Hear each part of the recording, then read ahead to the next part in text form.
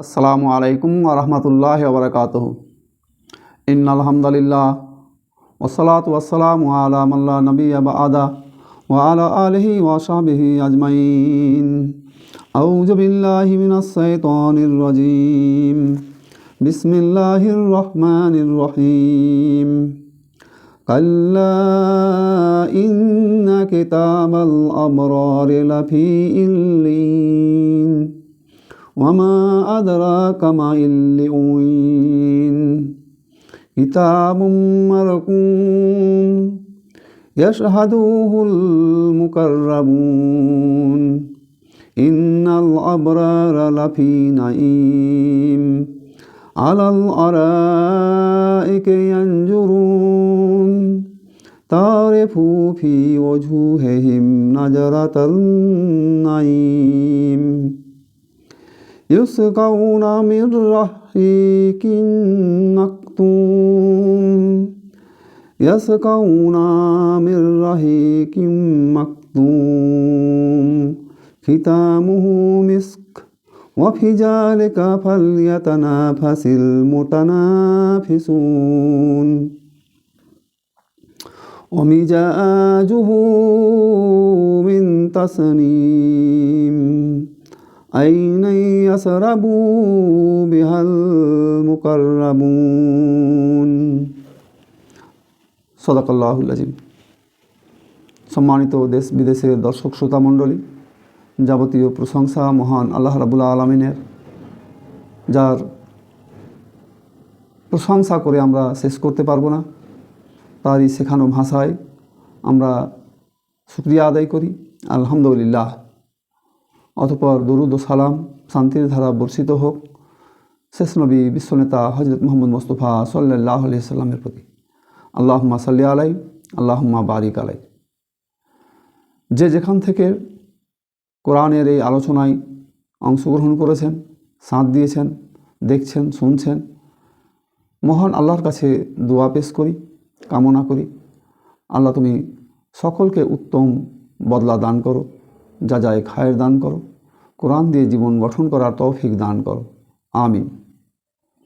আমরা সূরা মুতাফফিফিনের আলোচনা করছি। বিগত দুটো পর্ব আলোচনা করা হয়েছে। প্রথম পর্বে 1 থেকে 6 নম্বর আয়াতে আল্লাহ রাব্বুল আলামিন বর্ণনা করেছেন যারা ওজনে এবং মাপে কম দেয়, নেওয়ার সময় বেশি নেয়, তাদের পরিণতির কথা আলোচনা করা হয়েছে। কিয়ামতের ময়দানে তাদের আল্লাহর সামনে দাঁড়াতে হবে, তার বর্ণনা দেওয়া হয়েছে। 7 থেকে 17 নম্বর আয়াতে আল্লাহ রাব্বুল আলামিন যারা সিজ্জিনের অধিবাসী হবে তাদের বর্ণনা করা হয়েছে। তারা কারা? যে সমস্ত মানুষগুলো আল্লাহর অবাধ্য, কিতাবকে অস্বীকার করে, বিচারের দিনকে অস্বীকার করে, হাসরের ময়দানে উঠতে হবে, জবাবদিহি করতে হবে, জাহান্নাম আছে, জান্নাত আছে, এগুলোকে যারা অবিশ্বাস করে তাদের স্থান হবে রুহের সিজ্জিনে, এবং সেটা অত্যন্ত খারাপ জায়গা। তাদেরকে করুণ পরিণতির বর্ণনা 7 থেকে 17 নম্বর আয়াতে আল্লাহ রাব্বুল আলামিন করেছেন। বিগত দ্বিতীয় পর্বে এই বিষয়ে আলোচনা করা হয়েছে।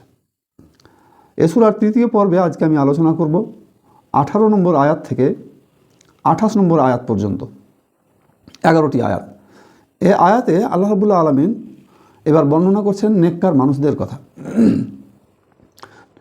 পাপিষ্ঠ, পাপাচারী লোকদের আমলনামা সংরক্ষিত থাকবে আলমে সিজ্জিনে, আর যে সমস্ত মানুষগুলো নেককার, আল্লাহর নৈকট্যশীল বান্দা, আনুগত্যশীল বান্দা, আল্লাহকে যারা খুশি করার জন্য সারা জীবন অতিবাহিত করেছে, তাদের রূহ কোথায় থাকবে? একজন মানুষ মৃত্যুবরণ করার পর তার রূহ দুটো জায়গায় স্থান পেতে পারে। একটা হচ্ছে আলামে সিজ্জিনে, আর একটা হচ্ছে আলামে ইল্লিনে। আলামে সিজ্জিন নিয়ে বর্ণনা এর আগে করা হয়েছে, আলামে ইল্লিন নিয়ে আজকে আমি আপনাদের বর্ণনা করব। তো কোরআন মাজিদে আলামে ইল্লিনের কি বর্ণনা দেওয়া হয়েছে তা আমি সরাসরি আপনাদের সামনে পেশ করছি। আল্লাহ রাব্বুল আলামিন বলছেন সূরা মুতাফফিফিনের 18 নম্বর আয়াতে, কাল্লা ইন্না কিতাবুল আবরারি লাফি ইল্লিন, কখনোই নয়, নেককার ব্যক্তিদের আমলনামা উচ্চ মর্যাদা সম্পন্ন লোকেদের দপ্তরে রয়েছে। যারা নেককার ব্যক্তি তাদের যে আমলনামা থাকবে সেটা হবে উচ্চ মর্যাদা সম্পন্ন স্থানে।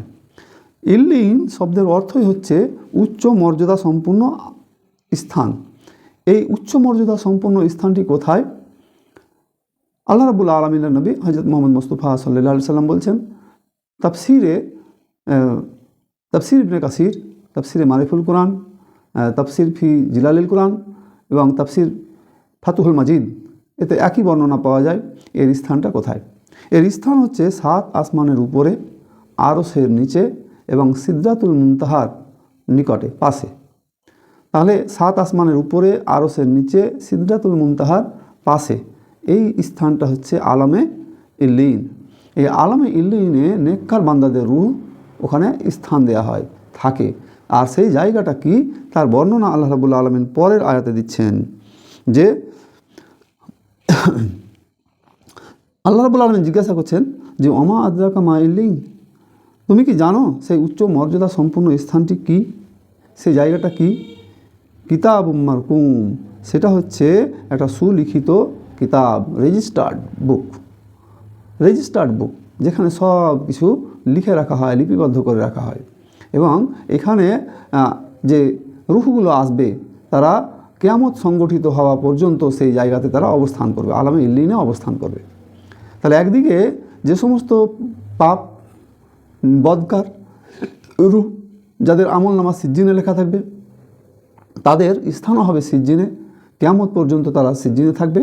আর যে সমস্ত মানুষগুলো নেককার, আল্লাহর আনুগত্যশীল, পরহেজগার বান্দা, আল্লাহকে খুশি করার জন্য যারা জীবন পরিচালনা করেছে, তাদের রূহ থাকবে আলামে ইল্লিনে এবং তাদের আমলনামা সেখানে লিপিবদ্ধ থাকবে। যখন কিয়ামত সংগঠিত হবে তখন সবাইকে আল্লাহর দরবারে উঠতে হবে, এই আল্লাহর দরবারে দাঁড়াতে হবে। এই দাঁড়ানোর পরিবেশ সম্পর্কে আমরা এর আগে আলোচনা করেছি যে সেই পরিবেশটা কেমন হবে। তো যারা বদকার বান্দা তারা আল্লাহ রাব্বুল আলামিনকে কিয়ামতের ময়দানে দেখতে পাবেন না, আল্লাহ রাব্বুল আলামিন তাদের থেকে অন্তরায় থাকবেন। আর যে সমস্ত বান্দাগুলো নেককার বান্দা তারা আল্লাহ রাব্বুল আলামিনকে দেখতে পাবেন। তাহলে এইটা সেই দিনের জন্য অত্যন্ত মর্যাদা সম্পন্ন বিষয়। তো আল্লাহ রাব্বুল আলামিন তাদের এই বিষয় বর্ণনা করছেন। এই যে ইল্লিনে যারা অবস্থান করবে তাদের সম্পর্কে বর্ণনা করতে গিয়ে একটা হাদিস তিরমিজি, বুখারী, মুসলিম এবং নাসাই, এই 4টা হাদিসেই তাফসীরকারকরা 4টা হাদিসেরই রেফারেন্স দিয়ে লিখছেন যে জান্নাতবাসীগণ উপর থেকে পরস্পরের কক্ষসমূহ দেখতে পাবে। বহু দূরে অবস্থিত যেমন নক্ষত্র রাজিকে আমরা দেখতে পাই, ঠিক সেই রূপ একজন আরেকজনের কক্ষকে দেখতে পাবে পরস্পরের মর্যাদা অনুযায়ী। যে যেমন মর্যাদাশীল তারা সেই মর্যাদা অনুযায়ী দেখতে পাবে জান্নাতের কক্ষসমূহ। তাহলে এই যে দেখতে পাবে মর্যাদা অনুযায়ী, তাহলে আল্লাহ রাব্বুল আলামিন তাদের একটা যে সম্মান জান্নাতে দেবেন, এই জান্নাতের সম্মানটা হবে যে যেমন লেভেলের জান্নাতি। একজন মানুষ যদি সে ছোট পোস্টে চাকরি করে, তার জন্য বেতন, তার থাকার জায়গা সেই রকম মাপের।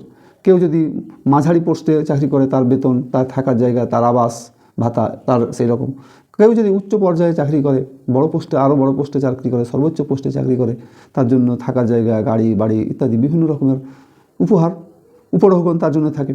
তো আল্লাহ রাব্বুল আলামিন জান্নাতে বিভিন্ন মানুষের মর্যাদা, যে যেমন আমল নিয়ে জান্নাতে যাবে, জান্নাতে তার মর্যাদা সেই রকম থাকবে। তবে সব থেকে ছোট জান্নাত দেয়া হবে এই পৃথিবীর 10 গুণ। তার মানে জান্নাতে কোনো মানুষ গেলে সব থেকে কমও যদি তার জান্নাত প্রাপ্তি ঘটে, তাহলেও সেটা হবে এই পৃথিবীর প্রায় 10 গুণের সমান।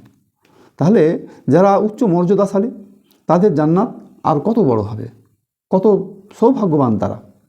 এখানে ইল্লিন শব্দের অর্থই হচ্ছে উচ্চ সম্মানিত স্থান। উচ্চ সম্মানিত স্থান, এটা মর্যাদাগত কারণে, অবস্থানগত কারণেও হতে পারে।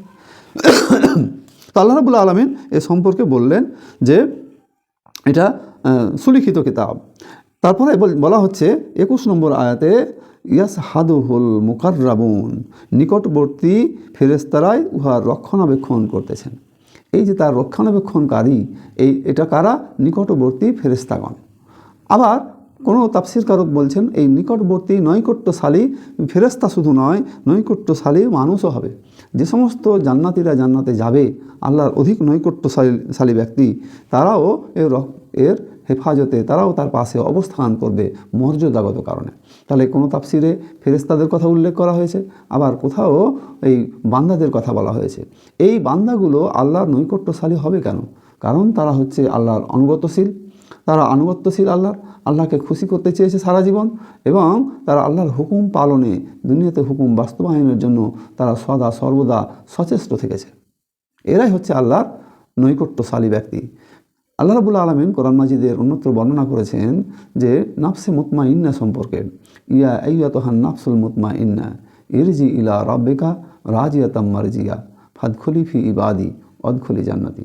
হে প্রশান্ত চিত্ত আত্মা, তোমরা রবের সন্তোষ ভাজন, তোমরা রবের সন্তোষজনক, সন্তোষ ভাজন, মানে আল্লাহ তোমাদেরকে যে যা দিয়েছে তাতে তোমরা সন্তুষ্ট ছিলে। এই সন্তুষ্ট থাকার কারণে আল্লাহ তোমাদের উপরে সন্তোষজনক হয়েছেন, আর তোমরা হয়ে গেছো আল্লাহর সন্তোষ ভাজন বান্দা। তোমরা নেককার বান্দাদের সামিল হয়ে যাও আর আল্লাহর জান্নাতে চলে যাও। তাহলে এই যে সুন্দর পরিবেশ, সুন্দর আলোচনা আল্লাহ রাব্বুল আলামিন করছেন এই নেককার বান্দাদের জন্যে। তাহলে নেককার বান্দাদেরকে আল্লাহ রাব্বুল আলামিনের নৈকট্যশালী বান্দা হিসাবে চিহ্নিত করা হচ্ছে। আনুগত্য এবং অধিক ইবাদতের কারণে এরা আল্লাহর নৈকট্যশালী হবে। সূরা মুজাদালায় আল্লাহ রাব্বুল আলামিন বর্ণনা করছেন, সূরা মুজাদালার 11 নম্বর আয়াতে, যে তোমাদের মধ্যে যারা ঈমান এনেছে এবং যাদের জ্ঞান দান করা হয়েছে, তোমাদের মধ্যে যারা ঈমান এনেছে এবং যাদেরকে জ্ঞান দেওয়া হয়েছে, তাদের মর্যাদা আল্লাহ উচ্চ করবেন, তাদেরকে আল্লাহ উচ্চ মর্যাদা দান করবেন। একই রকমভাবে সূরা কামারের 54-55 নম্বর আয়াতে আল্লাহ রাব্বুল আলামিন বলছেন, নিশ্চয়ই মুত্তাকিরা থাকবে জান্নাতে এবং সেখানে ঝর্ণা প্রবাহিত থাকবে, প্রকৃত সম্মানের আসনে তারা থাকবে, প্রকৃত সম্মানের আসনে থাকবে, সর্বময় ক্ষমতার অধিকারী আল্লাহর সান্নিধ্যে থাকবে। এখানে যে শব্দগুলো আল্লাহ রাব্বুল আলামিন পরপর ব্যবহার করলেন, যে জান্নাতে থাকবে ঝর্ণা প্রবাহিত স্থান, আর প্রকৃত সম্মানের আসনে তারা অবস্থান করবে, আল্লাহর সান্নিধ্যে তারা অবস্থান করবে, এই হচ্ছে তাদের অত্যন্ত মর্যাদা সম্পন্ন জায়গার বর্ণনা দেওয়া হচ্ছে। তারপরে বলা হচ্ছে যে ইন্নাল আবরারা লাফি নাঈম, নিঃসন্দেহে নেক লোকেরা অফুরন্ত নিয়ামতের মধ্যে থাকবে। এই যে নিয়ামত সম্পর্কে বর্ণনা করতে গিয়ে বলা হচ্ছে যে তারা অফুরন্ত নিয়ামতে থাকবে। এখানে শব্দ একটা দেওয়া হয়েছে ইন্নাল আবরারা, আবরার এর বিপরীত শব্দ হচ্ছে ফুজ্জার। আবরার হচ্ছে নেককার, সত্যবাদী, আনুগত্যশীল মুমিন বান্দা। আবরার হচ্ছে নেককার, আনুগত্যশীল, সত্যবাদী মুমিন বান্দা, এরা হচ্ছে আবরার। এখানে যে শব্দটা ব্যবহার করা হচ্ছে আয়াতে, ইন্নাল আবরারা, নিশ্চয়ই নেককার লোক, সত্যবাদী লোক, আল্লাহর আনুগত্যশীল মুমিন বান্দা, লাফি নাঈম, তারা অফুরন্ত নিয়ামতের মধ্যে থাকবে। এখানে নাঈম শব্দের অর্থ হচ্ছে সেই জান্নাত, যে জান্নাত চিরস্থায়ী নিয়ামতে পরিপূর্ণ। এর মানে হচ্ছে যে এই আবরার লোকেরা, নেককার বান্দারা চিরস্থায়ী নিয়ামতে পরিপূর্ণ জান্নাতে অবস্থান করবে। তাদের এই শুভ সংবাদ আল্লাহ রাব্বুল আলামিন দিচ্ছেন। এই নিয়ামতটা আবার দুই রকমের হতে পারে। নিয়ামতের বর্ণনা করতে গিয়ে আল্লাহ নবী হযরত মুহাম্মদ মুস্তাফা সাল্লাল্লাহু আলাইহি সাল্লাম বলছেন যে তাদেরকে যে নিয়ামতটা দেয়া হবে, সেই নিয়ামত জান্নাতের যা কোনো চোখ কোনোদিন দেখেনি। এই নিয়ামতটা সম্পর্কে বলতে গিয়ে আল্লাহ নবী বলছেন যে এই নিয়ামত যা চোখ কোনোদিন দেখেনি, কান কোনোদিন শুনেনি, হৃদয় কোনোদিন কল্পনা করেনি। তাহলে এইরকম তাদেরকে নিয়ামত দেওয়া হবে, এই নিয়ামতে তারা অবস্থান করবে। অপরদিকে এইটা হচ্ছে দৈহিক নিয়ামত, যে নিয়ামতটা তারা জান্নাতে ভোগ করবে। আরেকটা নিয়ামত হবে মানসিক নিয়ামত। এই নিয়ামতগুলোকে দুটো ভাগে ভাগ করলাম, একটা হচ্ছে দৈহিক নিয়ামত, আর একটা হচ্ছে মানসিক নিয়ামত। আর এই মানসিক নিয়ামতটা হবে সূরা জুমারের ৭৩ নম্বর আয়াতে আল্লাহ রাব্বুল আলামিন আলোচনা করেছেন, ওয়াসিকাল্লাযীনা তাকাউ রাব্বাহুম ইলাল জান্নাতি জুমারা হাত্তা ইজা জাউহা ফতিহাত আবওয়াবুহা ওয়া ক্বালা লাহুম খাজানাতুহা সালামুন আলাইকুম তিবতুম ফাদখুলুহা খালিদিন। তাদেরকে জান্নাতে নিয়ে যাওয়া হবে এবং আগে থেকেই সেখানে প্রস্তুত থাকবে তাদেরকে স্বাগত জানানোর জন্য। তাদের স্বাগত জানানো হবে, সালামুন আলাইকুম তিবতুম ফাদখুলুহা খালিদিন, তোমাদের উপরে আল্লাহর শান্তি বর্ষিত হোক, সালাম বর্ষিত হোক, তোমরা দুনিয়াতে খুব ভালোভাবে জীবনযাপন করেছিলে। তাহলে যাদের সম্পর্কে এই কথা বলা হচ্ছে তারা কারা? তারা এই নিয়ামত পরিপূর্ণ জান্নাতে থাকবে কারা? এরা হচ্ছে আবরার। এরা হচ্ছে আবরার শব্দের অর্থ একটু আগে বললাম, এরা হচ্ছে নেককার, এরা হচ্ছে সত্যবাদী, এরা হচ্ছে আনুগত্যশীল এবং অধিক ইবাদতকারী ব্যক্তি। অধিক ইবাদতকারী ব্যক্তি, এই ব্যক্তিরা এ হচ্ছে আবরার। আর এদেরকে এই জান্নাতের এই খোঁজখবরি আল্লাহ রাব্বুল আলামিন এখানে দিচ্ছেন। পরের আয়াতে 23 নম্বর আয়াতে বলা হচ্ছে তারা আলাল আরাইকে ইয়ানজুরুন, উচ্চ আসনের উপরে তারা আসীন হবে আর দৃশ্যাবলী দর্শন করতে থাকবে।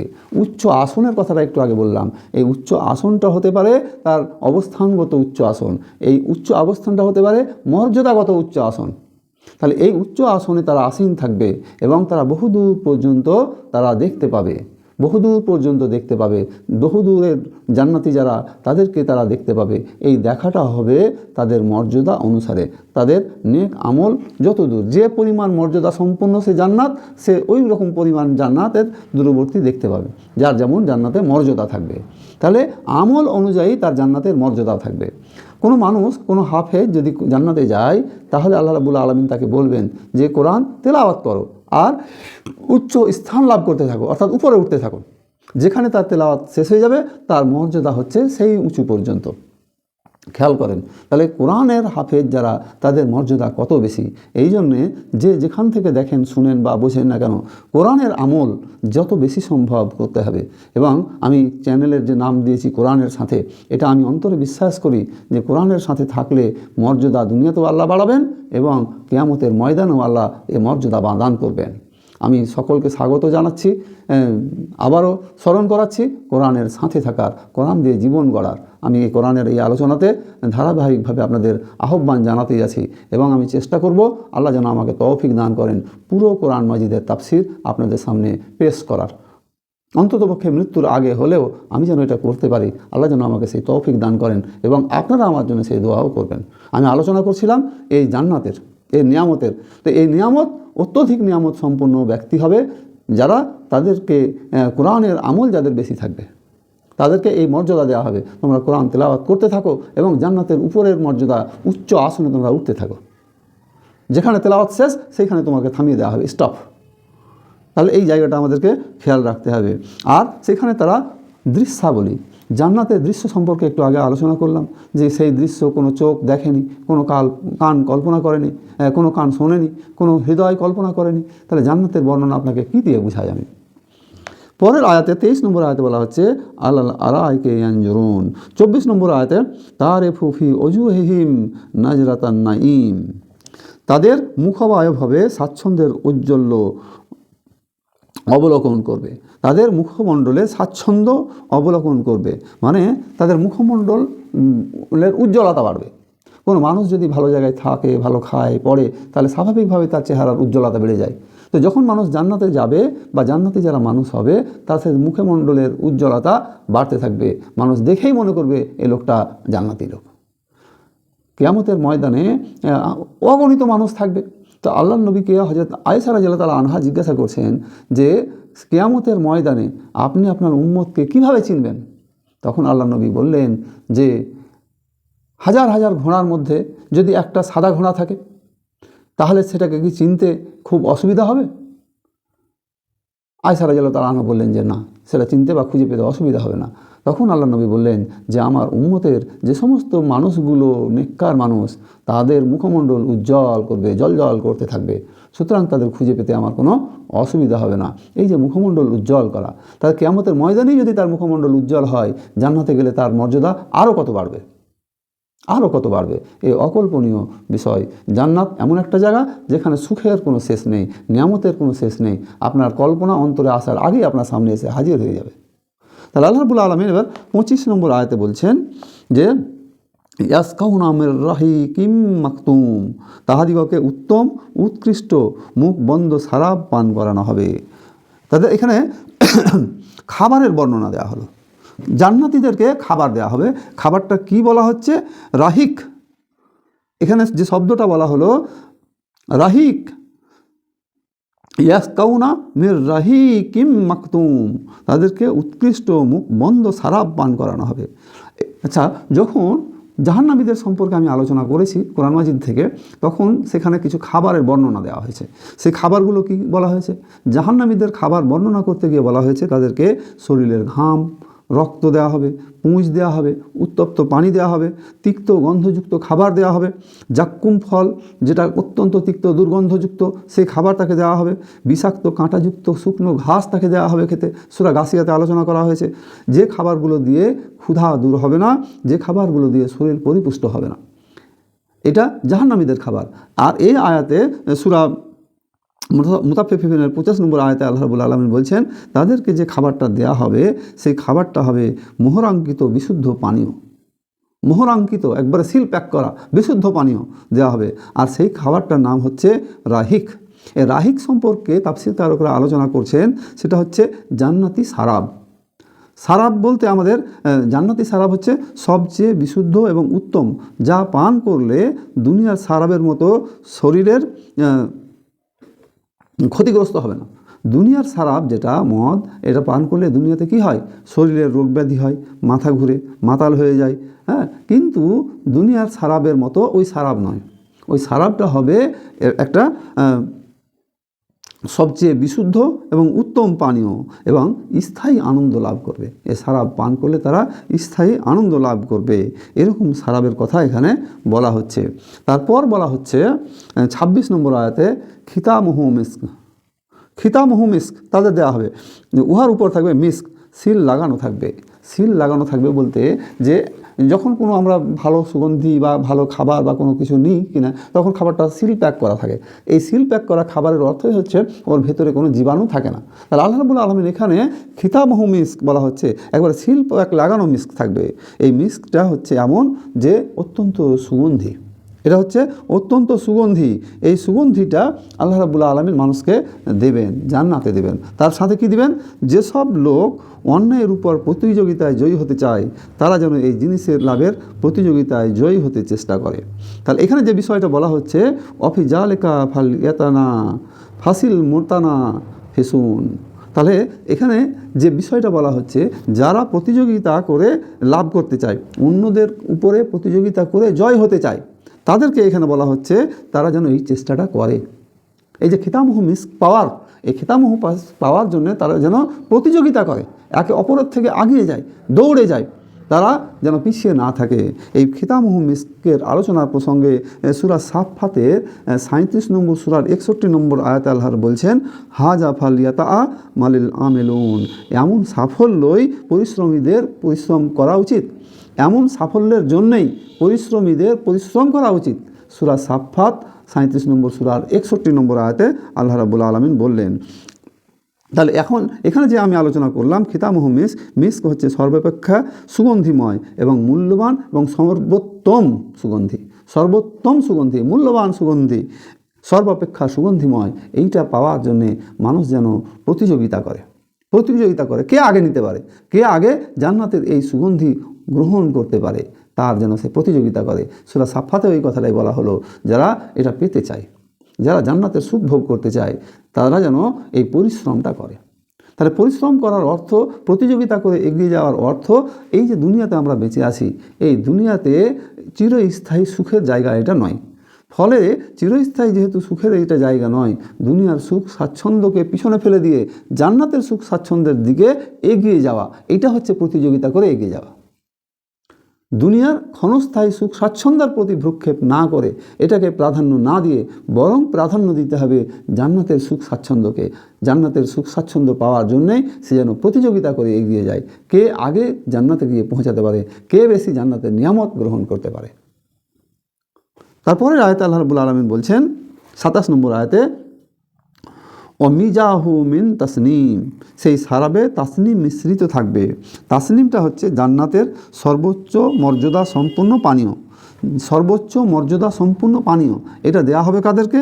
যারা অগ্রবর্তী আর নৈকট্যশীল বান্দা, যার ধারণা আরশের নিচ থেকে, যার ঝর্ণা আরশের নিচ থেকে প্রবাহিত হয়ে জান্নাত সমূহে প্রবেশ করেছে। যার ঝর্ণা, এই যে এখানে তাসনিমের কথা বলা হলো, এই তাসনিমটা হচ্ছে সর্বোচ্চ এবং মর্যাদা সম্পূর্ণ পানীয়। এই পানীয়টা দেওয়া হবে অগ্রবর্তী অর্থাৎ পুণ্যবান নেককার লোকেদের। এই নেককার লোকেদের আলোচনা একটু আগে করেছি। নেককার লোক, সত্যবাদী লোক, আনুগত্যশীল লোক এবং আনুগত্যশীল মুমিন বান্দা যারা অধিক ইবাদতে লিপ্ত থাকে, এই লোকগুলোর সম্পর্কে এখানে বলা হচ্ছে যে তাদেরকে এটা দেওয়া হবে, যে তাসনিম তাদের দেওয়া হবে। একদিকে সারাব, আরেকদিকে তাসনিম, এ মিশ্রণ। এটা একটা অপূর্ব বিষয়, যে বিষয় নিয়ে আমরা কল্পনা করতে পারবো না। তাহলে তাসনিম সম্পর্কে এখানে আল্লাহ রাব্বুল আলামিন বললেন। তাসনিমের উৎপত্তি স্থলটা হচ্ছে আল্লাহর আরশের নিচ থেকে এটা প্রবাহিত হয়ে জান্নাতে প্রবেশ করেছে, জান্নাত সমূহে প্রবেশ করেছে। তারপরে বলা হচ্ছে যে তার একটা বর্ণনা দেওয়া হচ্ছে 28 নম্বর আয়াতে, আইনা ইয়াসরাবু বিহাল মুকাররাবুন, ইহা একটা ঝর্ণা, উহার পানির সাথে নিকটবর্তী লোকেরা সারাব পান করবে। উহার পানির সাথে, ওই পানির সাথে লোকেরা সারাব, নিকটবর্তী লোকেরা সারাব পার করবে। এই নিকটবর্তী লোক, নৈকট্যশীল লোক হচ্ছে এই সমস্ত নেককার ব্যক্তিগুলো। তাহলে আজকে আমরা জান্নাতি ব্যক্তিদের, নেককার ব্যক্তিদের বৈশিষ্ট্য সম্পর্কে আলোচনা করলাম। জান্নাতের বর্ণনা কি, জান্নাতে যারা যাবে তাদের অবস্থানটা কী হবে, তা জান্নাতের এই যে আলামে ইল্লিনের বর্ণনা দেওয়া হলো। আলামে ইল্লিনটা কোথায়? আলামে ইল্লিন হচ্ছে 7 আসমানের উপরে, আরশের নিচে, সিদরাতুল মুনতাহার পাশে। এই জায়গা সম্পর্কে বর্ণনা দেওয়া হলো, তার উচ্চ মর্যাদা সম্পর্কে বর্ণনা দেওয়া হলো, জান্নাতের খাবার সম্পর্কে, পানীয় সম্পর্কে, সারাব সম্পর্কে বর্ণনা আল্লাহ রাব্বুল আলামিন কোরআন মাজিদে ভেঙে ভেঙে একটা একটা করে আলোচনা পেশ করেছেন। আমরা যথারীতি সম্ভব কোরআনের এই আয়াত ধরে ধরে ধরে ধরে আমরা আজকে আলোচনা পেশ করলাম। আমরা সকলেই আল্লাহর দরবারে মোনাজাত পেশ করি সকলের জন্য, আমরা যেন জান্নাতের এই নিয়ামতগুলো থেকে বঞ্চিত না হই। আমরা যেন জান্নাতের একটা কোনায় হলেও আল্লাহ তুমি আমাদের স্থান দিও, কোরআনের বদৌলতে তুমি আমাদেরকে স্থান দিও। তোমার দয়া, তোমার রহমত দিয়ে হলেও আমাদেরকে, তোমার রহমত দিয়ে আমাদেরকে জান্নাতের একটা অংশে স্থান দিও। বক্তা শ্রোতা সকলকে আল্লাহ রাব্বুল আলামিন তুমি হেদায়েতের উপরে কায়েম রাখো। মৃত্যুর মুহূর্তে হলেও আমরা যেন কালিমা তাইয়্যিব লা ইলাহা ইল্লাল্লাহ মুহাম্মাদুর রাসূলুল্লাহ পড়তে পারি, সেই তৌফিক তুমি আমাদেরকে দান করো। সব থেকে বড় কথা হচ্ছে তুমি আমাদের জীবনের গুনাহ খাতাকে মাফ করে আমাদেরকে জান্নাতি বান্দা হিসাবে বেঁচে থাকার এবং জান্নাতি বান্দা হিসাবে কিয়ামতে ওঠার সেই তৌফিক তুমি আমাদেরকে দান করো। আমিন। ওয়া আখিরি দাওয়া আনিল হামদুলিল্লাহি রাব্বিল আলামিন।